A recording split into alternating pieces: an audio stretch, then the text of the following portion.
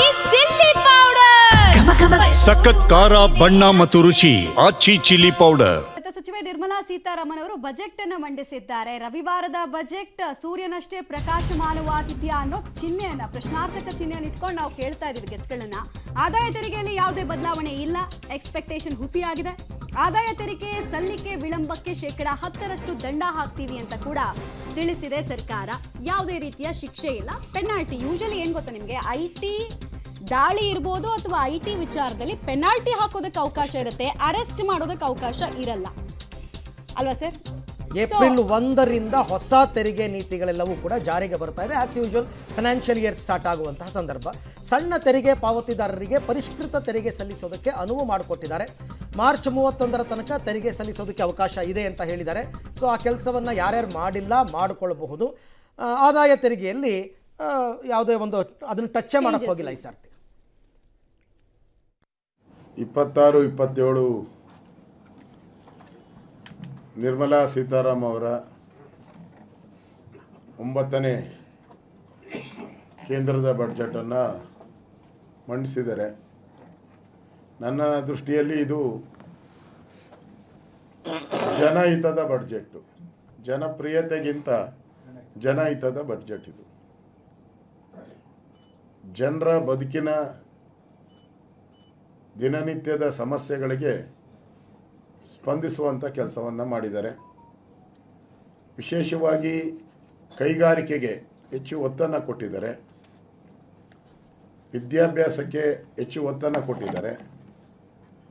ಪ್ರಮುಖವಾಗಿ ಮಹಿಳೆಯರು, ಹೆಣ್ಣುಮಕ್ಕಳು ವಿದ್ಯಾಭ್ಯಾಸ ಮಾಡುವಂಥದ್ದಕ್ಕೆ ಪ್ರತಿ ಜಿಲ್ಲೆಯಲ್ಲೂ ಹಾಸ್ಟೆಲ್ಗಳನ್ನು ನಿರ್ಮಾಣ ಮಾಡೋದಕ್ಕೆ ಕೇಂದ್ರ ಸರ್ಕಾರನೇ ಮುಂದೆ ಬಂದಿರೋದು ಇದು ಮೊದಲ ಬಾರಿ ಅಂತ ನನಗನ್ಸುತ್ತೆ.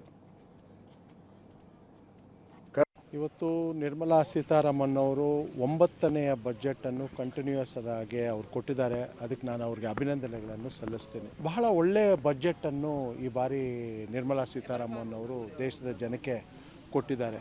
ನೋಡಿ, ಕಳೆದ 2 ವರ್ಷಗಳಲ್ಲೂ ಕೂಡ ನೀವು ನೋಡಿ, ಯಾವುದು ನಮ್ಮ ಇನ್ಫ್ರಾಸ್ಟ್ರಕ್ಚರ್ಗೆ, ಡೆವಲಪ್ಮೆಂಟ್ಗೆ, ಕ್ಯಾಪಿಟಲ್ ಎಕ್ಸ್ಪೆಂಡಿಚರ್ಗೆ ಕಳೆದ 2 ವರ್ಷದ ಹಿಂದೆ 10 ಲಕ್ಷ ಕೊಟ್ಟಿದ್ದರು. ಕಳೆದ ವರ್ಷ 11 ಲಕ್ಷ, ಈ ವರ್ಷ 12.2 ಲಕ್ಷವನ್ನು ಕೊಟ್ಟಿರೋದ್ರಿಂದ ಓವರ್ ಆಲ್ ಡೆವಲಪ್ಮೆಂಟು ಈ ದೇಶದಲ್ಲಿ ಬಹಳ ಚೆನ್ನಾಗಿ ನಡೀತಾ ಇದೆ. ಯಾಕೆಂತ ಹೇಳಿದ್ರೆ ಕ್ಯಾಪಿಟಲ್ ಎಕ್ಸ್ಪೆಂಡಿಚರ್ ಎಲ್ಲ ಇವತ್ತು ಸನ್ಮಾನ್ಯ ನರೇಂದ್ರ ಮೋದಿಯವರ ನಾಯಕತ್ವದ ಶ್ರೀಮತಿ ನಿರ್ಮಲಾ ಸೀತಾರಾಮನ್ ಇವತ್ತು ಆರ್ಥಿಕ ಸಚಿವರಾಗಿ 9ನೇ ಬಜೆಟನ್ನು ಮಂಡನೆ ಮಾಡಿದ್ದಾರೆ.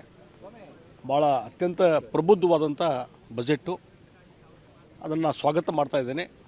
ಭಾಳ ಮುಖ್ಯವಾಗಿ ಓವರಾಲ್ ಒಂದು ದೇಶದ ಡೆವಲಪ್ಮೆಂಟ್ ಹೆಂಗಿರ್ತದೆ ಮತ್ತು ಕವರಿಂಗ್ ಆಲ್ ದ ಸೆಕ್ಟರ್ಸ್, ಅದು ಯಾವುದೇ ಒಂದು ಸೀಮಿತ ಅಲ್ಲ, ಎಲ್ಲ ಕವರಿಂಗ್ ಆಲ್ ದ ಸೆಕ್ಟರ್ಸ್, ಒಂದು ಪರಿಪೂರ್ಣ ಬಜೆಟ್ಟು ಯಾವ ರೀತಿ ಇರಬೇಕು ಅನ್ನುವಂಥದ್ದಕ್ಕೆ ಉದಾಹರಣೆ ಇವತ್ತಿನ ಶ್ರೀಮತಿ ನಿರ್ಮಲಾ ಸೀತಾರಾಮನ್ ಅವರು ಹಣಕಾಸಿನ ಸಚಿವೆ 9ನೇ ಬಾರಿಗೆ ಒಂದು ಐತಿಹಾಸಿಕ ಬಡ್ಜೆಟನ್ನು ಮಂಡನೆ ಮಾಡಿದ್ದಾರೆ.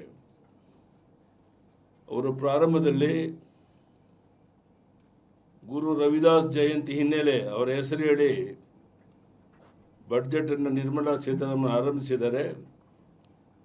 ದೇಶದ ಸರ್ವಾಂಗೀಣ ಹಾಗೂ ಅಭಿವೃದ್ಧಿ ಒಳಗೊಂಡ ಬಡ್ಜೆಟ್ ಇದಾಗಿದೆ.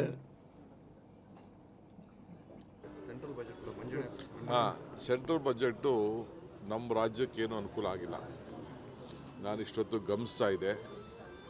ಈಗ ನಾವು ಹೊಸದಾಗಿ ಒಂದು ಯೋಜನೆಗೆ ಮಹಾತ್ಮ ಗಾಂಧಿ ಇಟ್ಟಿದ್ದಾರೆ. ಈಗ ನಮ್ಮ ಉದ್ದೇಶ, ಈಗ ನಾವು ಮನ್ರೇಗಾ ಹೆಸರು